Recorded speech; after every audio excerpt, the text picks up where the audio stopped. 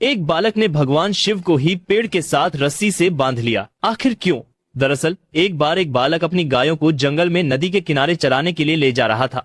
तभी उसने देखा कि एक महान संत अपनी आंखें और नाक बंद कर गहन योग साधना में लीन है। बालक थोड़ी देर तक संत को बड़े ध्यान से देखता रहा। कुछ समय बाद उससे रहा नहीं गया और उसने उत्सुकता से संत से पूछ ही लिया कि वे यह सब साधना क्यों कर रहे हैं। संत ने जवाब दिया, मैं भगवान शिव के दर्शन प्राप्त करने के लिए ये साधना कर रहा हूँ। थोड़ी देर बाद संत वहाँ से चले गए। संत के जाने के बाद बालक ने भी उन्हीं योग्य क्रियाओं को दोहराना शुरू कर दिया। उसने संकल्प लिया कि आज वह भगवान के साक्षात दर्शन करके ही रहेगा। बालक ने अपनी आंखें बंद कर ली और नाक को जोर से दबा लिया। सांस रुकने से उसकी प्राण निकलने की स्थिति आ गई। उधर कैलाश पर्वत पर भगवान शिव का आसन डोलने लगा। शिव जी ने ध्यान लगाया और देखा कि एक बालक उनके दर्शन की लालसा में कठोर तपस्या कर रहा है। बालक के हठ और भक्ति से प्रसन्न होकर भगवान शिव तुरंत प्रकट हो गए।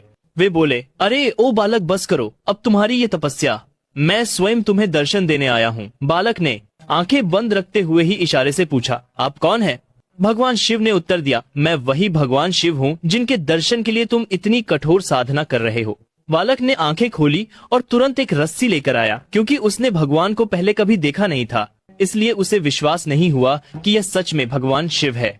पहचान की पुष्टि करने के लिए उसने भगवान शिव को पास के एक पेड़ से रस्सी से बांध दिया और संत को बुलाने के लिए दौड़ पड़ा।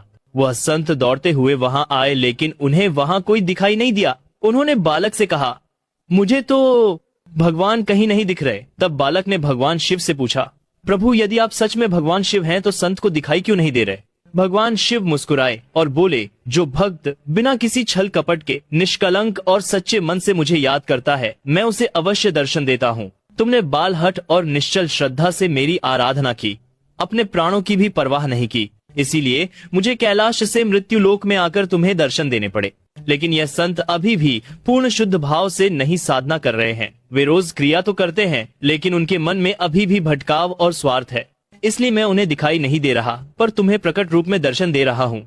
सच्चे दिल से हर हर महादेव जरूर लिखें।